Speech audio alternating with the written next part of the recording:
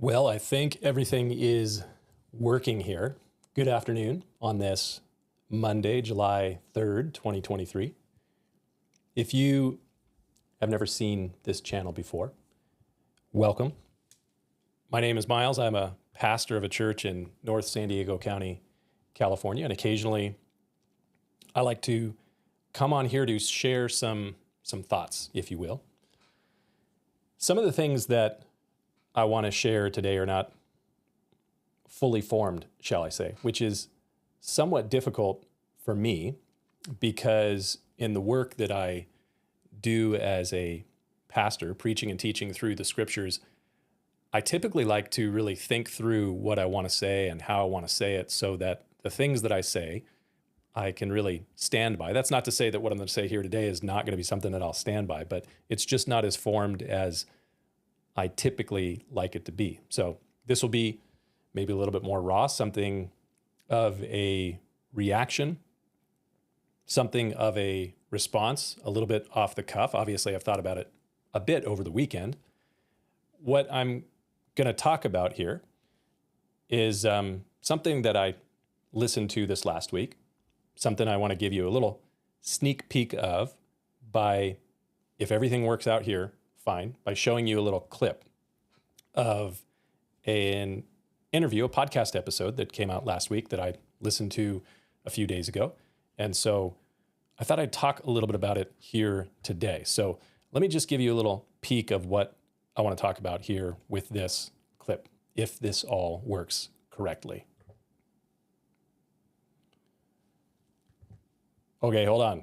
Not working correctly. Let me try it one more time. See, when you do these things live, you have to make sure that everything functions the way it's supposed to function. So let's try this one more time. So I wrote this book hoping to reach those specifically who call themselves Christians, who dare to call themselves Christians, with the idea that they would say, yes, I have been complicit in my silence, in my inaction. These excuses are not biblically based. I must speak out.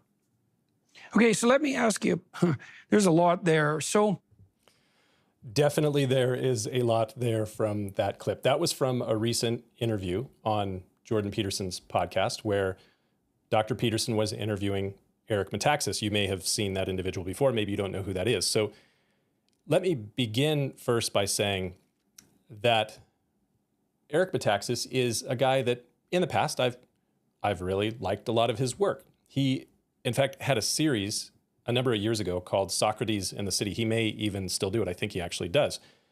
And it was on this podcast, really, Socrates in the City, that he would invite public intellectuals to lecture and then be interviewed by him.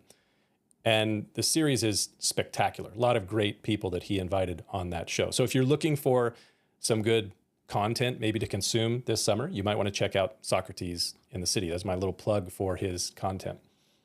Of course, some of Eric's best work in reality was on VeggieTales back in the day. Some of you 1990s, early 2000 Christians, or those who have relatively young age kids, you know exactly what VeggieTales was. You may not have known this, but Eric Metaxas was a part of the early days of VeggieTales. He was one of the voices, one of the writers.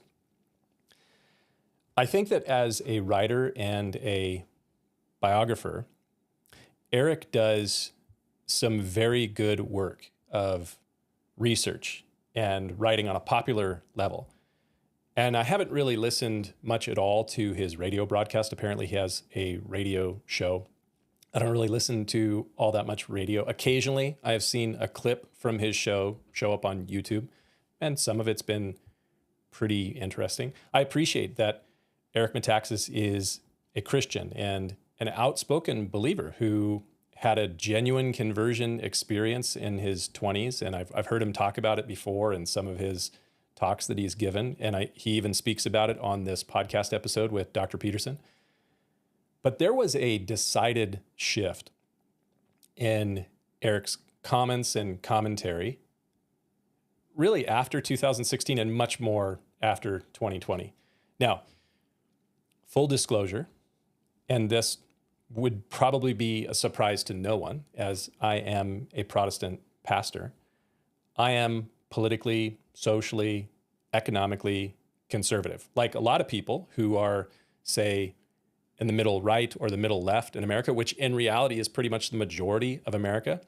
I tend to be a little bit libertarian in my leaning, but I am right of center for sure in my political and economic views and so forth. So in 2016, I definitely wanted the Trump administration over the Clinton administration, which, is not something that a lot of people want to fess up to sometimes in these days. But that was not because I'm like a big Trump champion or fan. I'm not.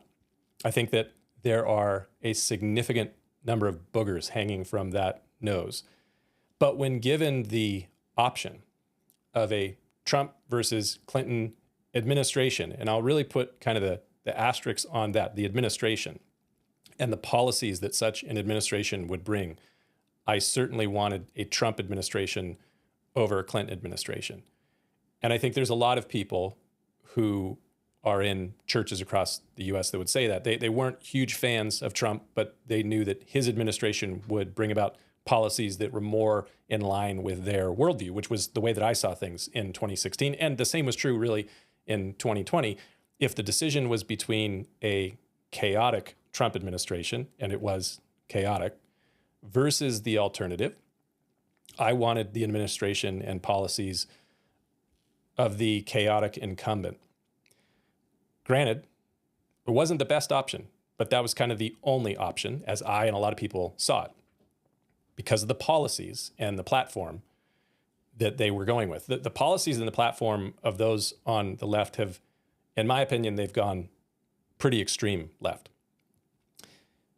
But the political hysteria of 2020, amplified by the chaos of the governmental response to, shall we call it, viral issues in 2020. I won't use the C word because that gets a notice put on anything on YouTube any longer. So it seems completely stupid and unnecessary, but it does. So the viral issues of 2020 and the increasing floods, if you will, the high watermark of the flood of woke culture and racial rhetoric, that kind of flooded in 2020. And as a result of that, I saw, and I think a lot of people did, a shift in Eric Metaxas's comments and his commentary. They slid pretty far to one direction, to the point that I just kind of stopped listening to a lot of his stuff or reading his stuff until last week. I have been, and I've even posted videos here on YouTube before about this, but I've been a fan of Jordan Peterson for years, going back to 2016 when he first began to be well known in the US through his outspoken views on free speech and the dangers of what he saw as woke politics. So I've listened to Peterson's podcast pretty frequently for a long time. I've read his books. I've been to several of his live lectures. And so this last week, an interview came out on his podcast of him interviewing Eric Metaxas and talking primarily about Eric's latest book, Letter to the American Church. Now, I have another church with a similar, or another book with a similar title to that here on my desk. I've had it here for a long time on my shelf by Sam Harris this came out in early 2000s called Letter to a Christian Nation, kind of a similar sort of title. And so Eric put out this book, Letter to the American Church, and I saw the title when it first was released and I opted to kind of just pass. But after I listened to Peterson's podcast interview with Eric Metaxas, I bought the book and I read it over the weekend. And as a result of both the interview and the book, I have some thoughts. Primarily, I have some thoughts because in the interview with Jordan Peterson, Metaxas made very clear that he felt what he referred to as really a divine inspiration when writing this letter to the American church. In fact, if I can cue this up, you can hear it from him directly. Let me make sure I have this set up right. You can hear it from him directly about his view of kind of inspiration of writing this book. I don't know how some people will take this, but I've never felt God called me to write something the way he did this book. In retrospect, all of my books, Bonhoeffer and so on and so forth, it's exceedingly clear to me that God's hand was in my writing them. but never have I felt a burning passion that I knew was God calling me to write this specific book. So it's a strange and unique thing in my experience. There's if you think of the title Letter to the American Church, it would be natural to think, what kind of hubris are we talking about here that somebody would dare to write Letter to the American Church as though he's some modern day Paul or something like that. But on the contrary, because I felt it was God wanting to say this, I had more humility than ever in writing it, thinking that I cannot get this wrong. I have to really be sure to take myself out of the way as much as possible to let God say what he wants to say. And I don't mean this in any mystical sense, but I was very sober-minded to write something with a title Letter to the American Church. And so I appreciate that he approached this with kind of a sober-minded, circumspect view. But he clearly is saying in that clip that, I felt like God was inspiring and breathing the content of this book. I think it is worth noting that Jesus actually inspired a series of letters to his church, recorded in the last book of the New Testament, the book of Revelation.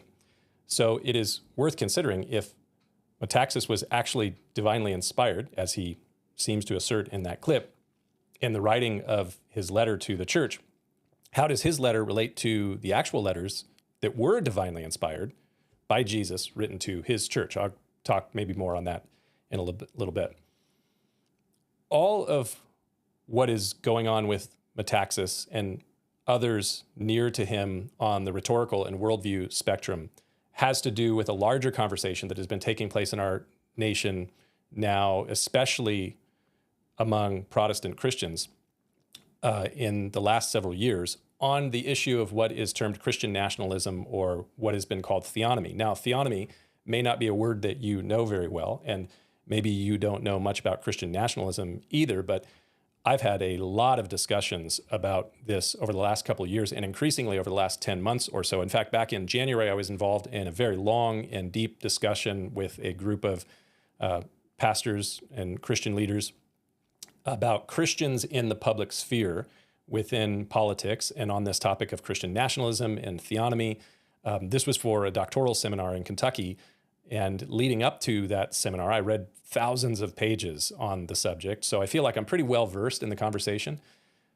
As an aside, theonomy, or those who hold to a theonomist view, they posit or they look forward to a future government ruled by Christian divine law. Now that gets people who are on the other side of the spectrum of politics, on the left, like totally freaked out, because they think of, having a theistic form of government as like anathema. So those who hold this theonomist view or Christian nationalist view, they will mostly hold to a view of the end times, what we would call eschatology, that is post-millennial.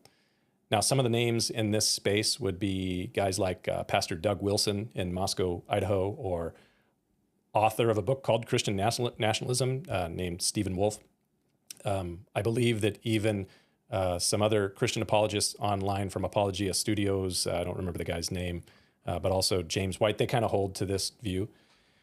I don't know what Eric Metaxas's eschatological views are. Typically, Protestants fall within one of three categories of eschatology: premillennial, amillennial, and postmillennial. Now, I'm not going to go into all of the things that fall under each of these different categories today. That's for another time entirely. But generally speaking, those who hold to a premillennial view, they are expecting the second coming of Christ.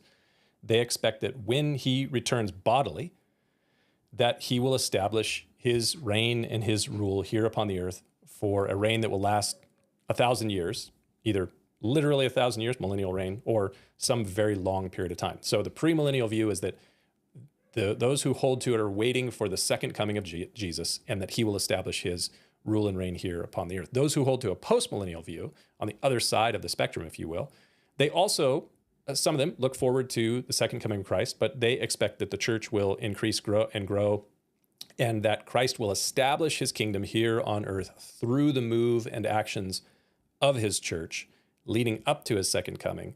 And they'll do that within the political sphere. Now, I'm not going to go any further onto all the different ins and outs of eschatological here at this point. Sometime in the future, maybe I'll do that. But I'm sure that you can see that these two views specifically, they affect the way that you as a Christian live in the world. If you think that, you're waiting for Jesus to come bodily to establish his kingdom, then you're going to have a certain view about what's going to happen in the world before that happens. If you think that it is your job as a Christian through political efforts and actions and all those sort of things to establish his kingdom and his rule here before he will return, that's going to totally change the way that you live and see yourself in this world.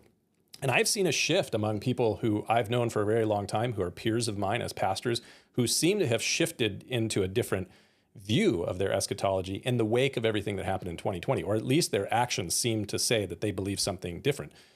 For those who hold to a premillennial view, like myself, and those within the church family that I'm associated with, you anticipate that things are going to get more challenging in the world. You could say they're going to get worse and worse in the world until Jesus returns. And that is, kind of a short form way of saying it, but it's nonetheless true that those who hold to a premillennial view kind of see things probably not getting better over time before Jesus returns. Those that hold to a postmillennial view, they often like to say that they are those who have an optimistic eschatology and that the church is going to, really fulfill Christ's kingdom call here on earth before the second coming. Now, at this point, I do want to say that even as someone who holds to a premillennial view, I believe that I have an optimistic vision of the future. My ultimate optimism comes from the fact that Jesus will return and he will establish his righteous reign here upon the earth. That's what we're looking forward to as the church. And that means that I, with Christians for the last 2,000 years, have been praying the prayer that Jesus told us to pray, which is, Lord, your kingdom come, your will be done on earth as it is in heaven. So that's what we're looking for. So as I said, there are there's actually three different views of eschatology, but I'm just looking at the postmillennial and the premillennial. And it seems like even a number of people who I know who held to a premillennial view, it seems like there's been a shift, at least in some of their rhetoric and the way that they're behaving post-2020 towards a more postmillennial view, that we need to do something in the area of Christian nationalism or theonomy. And I get a little, it's kind of like the hair stands up on the back of your neck when I hear people start to talk like that. I have some concerns, shall I say.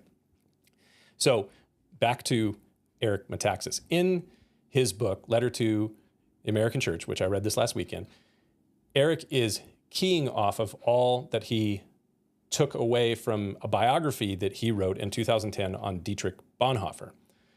And Metaxas uses Bonhoeffer and 1930s Germany as a sobering reminder of what can happen in the world. And it is a sobering reminder. I think that we should take careful note of what happened in the early 20th century and the things that happened around Germany in the 1930s and with guys like Dietrich Bonhoeffer.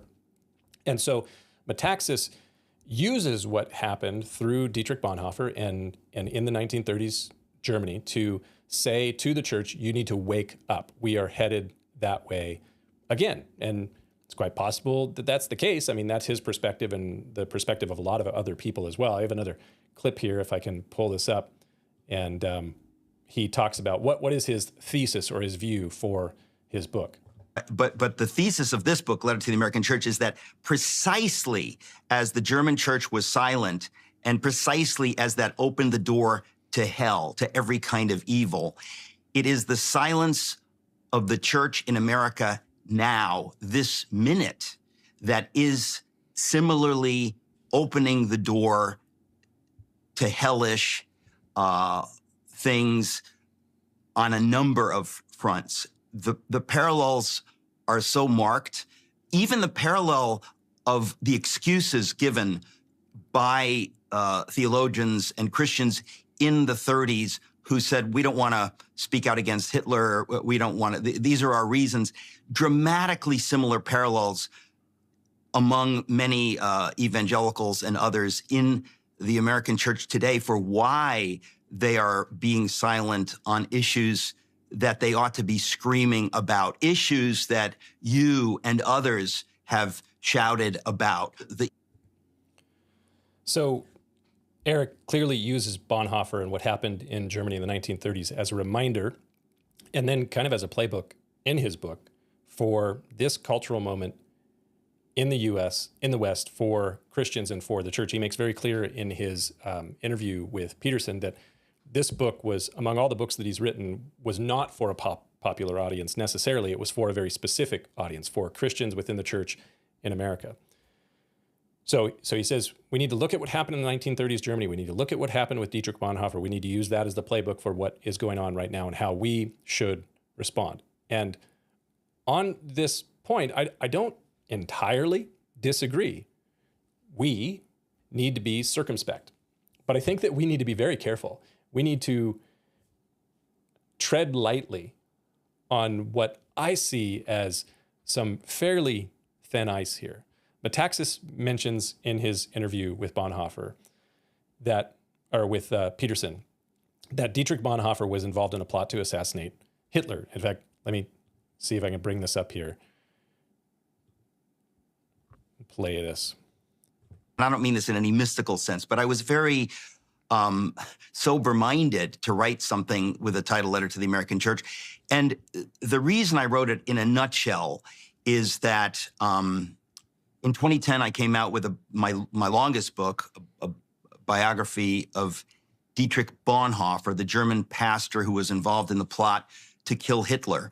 I knew when I was writing that book that it sort of, I could smell what was happening as I was writing that book. I could smell that in our future, in the West, not just in America, but in America specifically. And with the events of the last few years, let's say the last 3 years, it was impossible for me to avoid the thought that just as the silence of the church in Germany opened the door to hell on earth, which we now know because we know what happened. And of course, I documented in my Bonhoeffer book and in this new book, Letter to the American Church. But the thesis of this book, Letter to the American Church, is that precisely as the German church was silent and precisely as that opened the door to hell, to every kind of evil, it is the silence of the church in America now, this minute, that is similarly opening the door to hellish things on a number of fronts. There's an awful lot there to unpack and deconstruct, shall we say. Now, you may think that it would have been a good idea to assassinate Hitler, as clearly Dietrich Bonhoeffer and a group of confessing pastors did in Germany in the 1930s. And I'm not even 100% sure that I would disagree with you if you did believe that, but I still think that I would have to really, really stretch the scriptures and stretch morality, as I know that Bonhoeffer had to imagine such a plan, to try to do such a thing. But if we're going to do a callback to Bonhoeffer in the 1930s with Germany, are you not, and it seems like Metaxas does this in the interview, but also in his book, much more so, and I believe especially in chapter 10, if I remember correctly, are you not going to be implying that actions like Bonhoeffer's are needed to be considered today at this moment for such a time as this? That seems to be what Eric is saying. And if you are in any way implying that, I think that you really need to take a pause, especially if you are, and he loves to kind of throw this whole thing out about being a genuine, true, real Christian, and he obviously considers himself to be that. So it's a challenging thing that he is talking about here in this passage. This whole line of thinking and rhetoric, this has been one of the things that I have been very concerned with over the last several years from those who are on the other side of the political aisle and spectrum, on the left, who use rather inflammatory and incendiary language, ascribing to Donald Trump very Hitler-esque tones and colors. And that, I think you could make a very solid case for that being something of a dog whistle that can drum up plots against Trump and his followers that would be very, very dangerous. This kind of political rhetoric, whether it's coming from those on the left or coming those on the right, is like hyper dangerous and is not Metaxas doing something of the very same thing on the right that we sometimes see people on the left doing that we are very concerned about, and at the very same time, veiling it in Christian hues. And this seems very dangerous, something that, again, causes the hairs to stand up on the back of your neck. Metaxas also creates this very clear dichotomy in which you are either a true Christian like him, if you believe as he does, or you're not really a genuine Christian if you don't follow his brand or worldview, which again, I have real issues with. I mean, he basically creates the dichotomy that you are either with him in this view of how we ought to live and, move in culture as Christians, or you have basically left the faith and you're one of those liberal people who has basically rejected the resurrection and, given into all the different cultural things on Christianity, which is just absurd. That it's a false dichotomy. So the problem is there is a real sense in which he's capitalizing on all of this. His constant pitch to sell pillows from the MyPillow guy is a perfect example of this. And then pitching his books every possible second that he can, which he does in a lot of churches. I know a number of guys who are peers of mine who are pastors of churches who have invited Eric to come to their church and speak on a Sunday, and then he pitches and sells his books incessantly. So, it's obviously working it sure looks that way in this situation. So if you are making money from this kind of rhetoric, drumming up sentiments that are quite clearly contrary to some of the New Testament teachings, I think you should be very careful, especially if you're going to say, God inspired me to write a book that says letter to the American church. Now, there are some things that I could say are good in support of Eric's book, and I read the book. I do think that Christians should be more vocal and engaged in the public sphere. I don't think that Christians should hide their views. I think they should have strong biblical values and they should engage publicly. I do think that we should recognize that Christ has a word for his church, but it's a clear word that he revealed to his church in Revelation chapters 2 and 3, where he inspired the writing of 7 letters to 7 churches, the churches in Asia. So Eric's letter is really inspired by his worldview, but I do think that, he is not an apostle. And I don't think that his writings are God-breathed, even if he is from Greece. So it is hard to read Eric's book, as I did this last weekend, without coming away thinking, what exactly are you calling the church to do? It sure seems like this push is towards some sort of violence. Now, in the end, he makes this kind of passive shift and says, well, you need to run for office and you need to vote and maybe homeschool your kids and speak out and all those sorts of things. But it's like the chapters leading up to this, he's talking about what Bonhoeffer was trying to do in Germany in the 1930s that ultimately got him arrested and killed. And he seems to be implying that we need to engage in that kind of interaction in the world. He is never very clear about what it is that he wants you to do other than, maybe you should homeschool your kids, which seems like a weird passive pivot towards the end of it.